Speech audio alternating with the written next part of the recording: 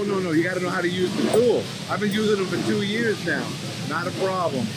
But I'm not a guy who cranks that's it. you. Right. Most people use that to crank it down as hard as they snap can. it right off. Yeah. Yeah, I can see that. And then I get to repair them, so I guess it's a good deal. Oh, man. I got all that on recording right now, so hello. you're good to go. Yeah. You're welcome to Hey, Rookies Drum Club. World.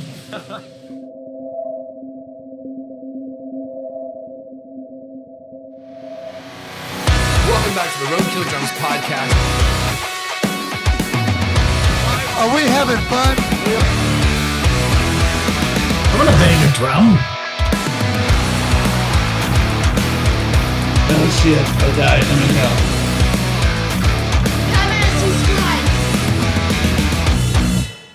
All right, folks, welcome back to the Roadkill podcast. My name is Laurel. Over the other side there, we have Mark Roadkill of Roadkill Custom Drums, and we are here in Nashville at the Music City Drum Show. We are sitting down with Steve Adorno. Adorno. Yeah. Pleasure to meet you, sir. Thank you for being on the You show. two guys, honored to be here, and thanks for having me. Of course, we're combating all these drums, so feel free to lean in. You can even hold the Sure, mic if you want not to. a problem. I I'm in appreciate there. it. All right, Mark, I meant to tell you this earlier. I got some new sound effects for you. Oh, Cash ching, we just register. made a sale. We still have the sad trombone. Oh, And then, yeah. of course, There you go. Roadkill's favorite. Oh, hell yeah. Wonderful. I took away all the buttons for a while, and he got real mad at me, so I'm slowly bringing them back. Yeah, I bring had, them in. I had to pout for a while, but I got it back.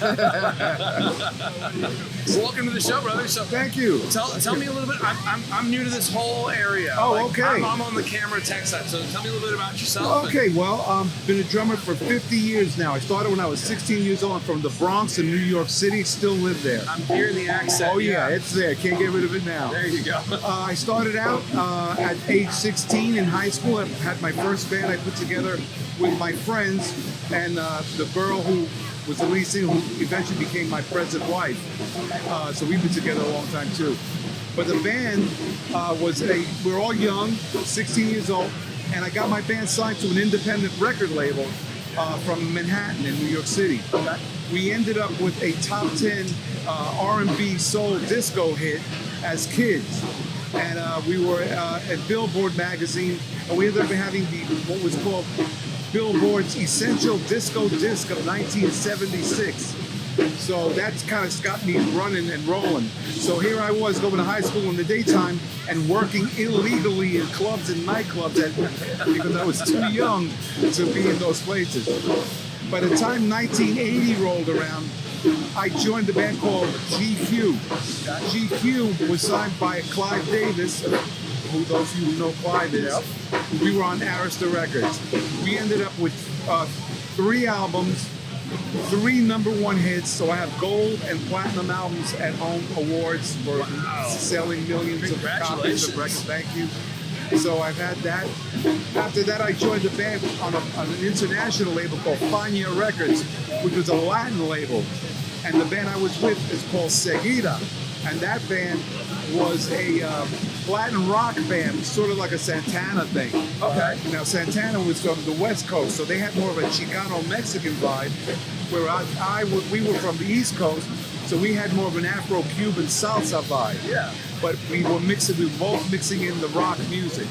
So we ended up having 5 albums. I actually, since Devotion, the first album I told you about, the first band, high school band, I'm a songwriter. So I ended up writing music for all these projects. Once I did that, by the 90s, I had met a recording engineer who had worked out of a studio in San Diego called Angel Studios. And Angel Studios had the contract for Nintendo 64 video games. Oh, that's cool. It was a cool gig because he made the phone call to me in the Bronx and said, "Steve, get your butt out here. We just picked up a bunch of work from Nintendo, and they need someone to write music for their games." So I ended up writing a few of their games. One of the most popular was Major League Baseball with Ken Griffey Jr. Okay. And that sold over 2 million copies, that game. Wow. So that game's actually in the Video Game Hall of Fame, wherever that is. But that's what I was told by Nintendo. Yeah, that's awesome. So, I've been doing this between being a drummer, between a composer, a producer. I have a new project out with my wife, again, Lori Rose, as that's her name. She's a singer. She was signed to MCA Records for a few years. Okay. She had a lot of releases, dance hits, club, DJ club kind of songs, and they were very popular at the time.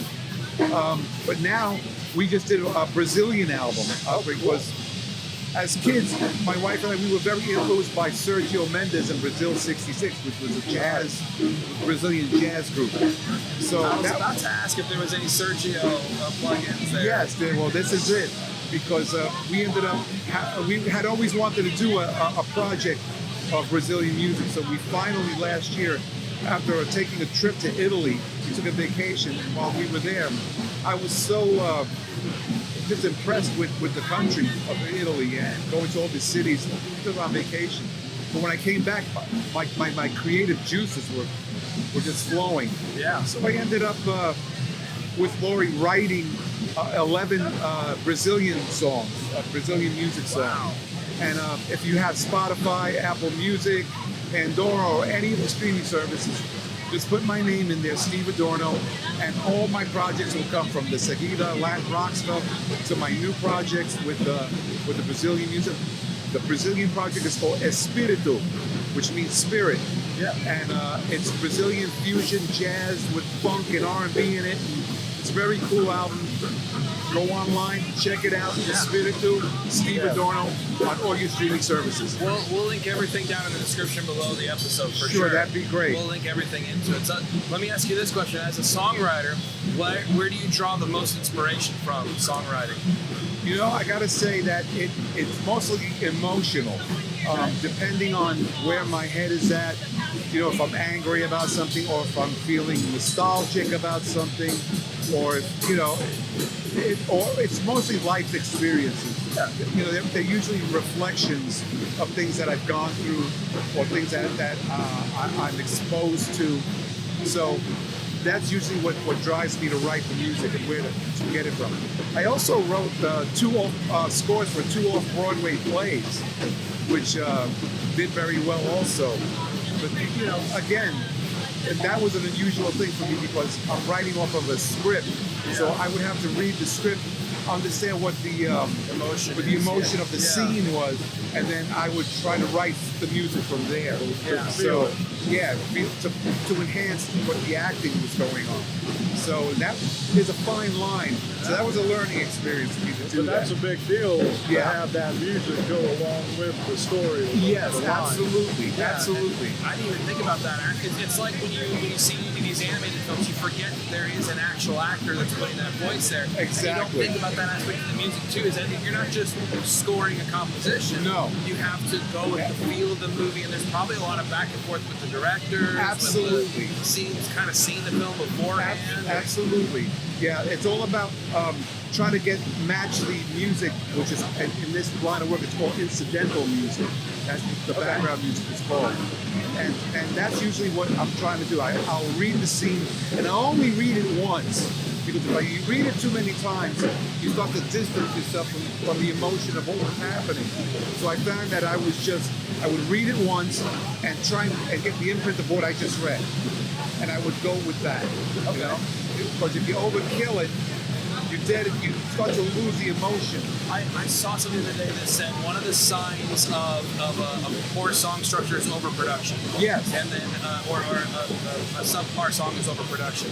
And I would imagine the same thing kind of applies to what you're talking about. If you read too much into it, I think you're going to start to try to dissect it and dig too deep. Exactly. You're not supposed to go Exactly. You start to overthink it. Yeah. And then you lost all the emotion. And then you lose all the emotion, and that's not what you want. That's what they're bringing me in to do. To enhance and it's subliminal to the audience. They're not thinking, they hear the music in the background, but it just follows the story. Right, they feel the music. They feel and it. that's what you want them to do. You want them to feel it. Yeah. So I got that experience.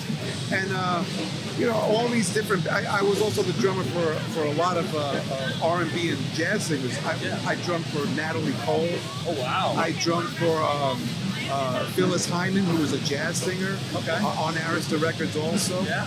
I was Jerry Butler's drummer for a little bit. He's in the Rock and Roll Hall of Fame. Yeah, I know Jerry Butler. Yeah, R&B soul singer. So I've pretty much done a lot of different things. Dion and the Belmonts. Okay. I played for them for a while, but they're from the Bronx like I am. So I mean, there was a connection down there. the street. Yeah. Right. They they were on Belmont Street. So I got to do all these different genres of music, and then I met Robbie Rodriguez, and his wife Gwen Rodriguez, and they run Trinity Cymbals, and they knew who I was, and they invited me to be one of their artists. And I tried the cymbals out, and I found that the cymbals were fantastic. So I joined up with them. I've been with them for a couple of years now, and they're fantastic stuff. I'm also close with Doug Smith from Scorpion Percussion.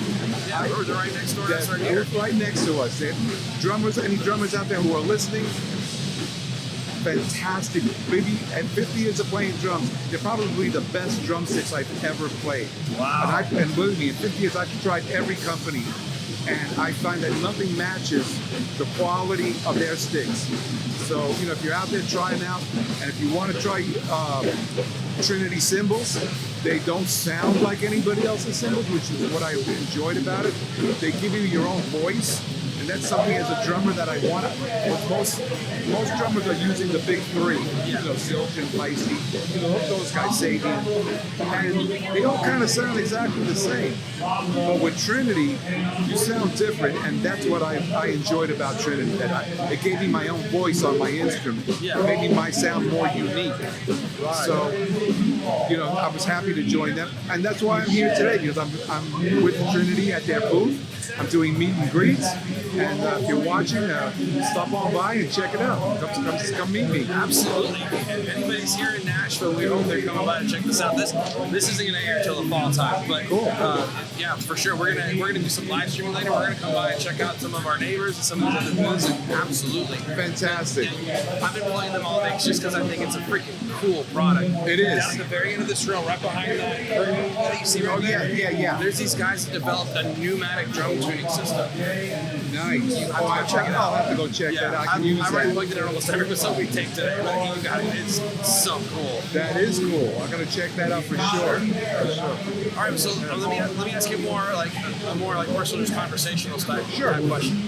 What is something that you have found to be the most challenging playing wise? Like the thing that challenged you the most, maybe made it either the most fun or maybe the most like loathsome project? Well, the most fun, I would have to say, only because of what you said. I found it to be most fun because of the challenge of it. And I enjoy that as a drummer, the challenge. I find that some of this Brazilian stuff that I'm doing is very challenging. I also played in a progressive rock band, which was kind of like a Rush kind of thing. Yeah. The band Rush was a three-piece progressive rock, and we were playing in different time signatures. Most of your rock and roll is in 4/4, or halftime. This music was in time signatures like 7/9. So these were really complex patterns that I would have to compose them because the music was all original. So I had to come up with original rhythms and parts in these really, really complex time signatures. So I found that not only to be a challenge, which it wasn't easy, but I found it to be really enjoyable because I had to really dig into my creative side of my brain. And I love doing it, So for me, that was one of the best things. That's awesome. To play. Okay, so it's kind of building off of that question, especially as accomplished as you are, is there anything that's still on your list that you really want to accomplish or want to take on? You're in the Brazilian field now. You started kind of in the R&B and soul stuff. Yeah. You talked about the progressive rock. Is there anything you want to take on that's still out there for you? The one genre, I've done jazz, I've done pretty much everything except country music. Now, to me, country music back in the day was very regimented. Very shuffle It's beat, not like that anymore. The more modern stuff that I'm hearing is actually using funk grooves, R&B grooves. Yes. I've even heard hip hop grooves mixed in behind country compositions. And I found that the fusion of that was very interesting, and I think I can definitely fit with my R&B background. I'm hearing stuff that I hear on popular country music today, and it just jumps out at me. I hear the R&B and funk in these tracks, which was never there. You know, we were just talking earlier. The band we represent is Florida Days, and they do reggae, ska. Yeah. We call it Florida beach rock. Yeah, but that's what it is. It's reggae and ska based rhythm. And but mixing that with bit of country, rock, they did some Marshall Tucker the other day, and I was like, They mixed it up. Yeah. Just made it a little funky, and it was like, we're onto something here. We should. Absolutely. Nobody's doing that yet. That's right. Everybody always talks about how the band or the artist needs to find their voice or find their sound. But Find your symbols. There's truth to that for each individual musician too. Absolutely. You have to find your own sound. Absolutely, you do. But like he said, you know, mixing these rhythms in with classic Marshall Tucker kind of song, we'll use that as an example. Yeah. That's the way to bring new life to that classic music. And by doing that, you open up these songs to an entire new generation of people, listeners and fans who weren't familiar with Marshall Tucker, but now are hearing them. What, this new Florida Days song is great. Yeah, exactly. So then everybody goes, that was Marshall Tucker's son. yes. So I believe that's something that should happen more and more. And if that opportunity comes up for me, I would jump on it in a minute. Well, I'll tell you what, you're in the right town. Yes, you're in the right town. I sure am. Right now. Yeah, Music City, man. They don't call it Music City for nothing. That's true. That's true. We're at the Music City Drum Show. We're here man. Absolutely. I had a ball here. It was great. And honored to meet you guys. This is fabulous. Dude, we're honored to meet you. Thank you for coming on the podcast with us. Yeah, this man. has been awesome. Yeah. I know we got some clinics that are about to start, so I don't want to hold you up. There's lots to see here. Yes. But brother, thank you so much for being Absolutely. here. Look forward to seeing you again soon. It's been great. Yes. And we're gonna too, plug all guys. of his projects on here in the bottom. Is there anything else, any endorsements or sponsorships that you want to throw out? Right now, go to Trinity Cymbals. Check out our cymbals. Go to Scorpion Percussion Drumsticks. Check them out. And if you have any streaming music services, put my name, Steve Adorno, and look up, and it should pop up all my music projects, and music. So give it a listen, and that's the best I can offer everybody. New music to listen to, different stuff, and thank you everybody for listening and tuning into the podcast. Thank you so much, guys. Let's go check out some cool more drum stuff. Oh yeah, Awesome.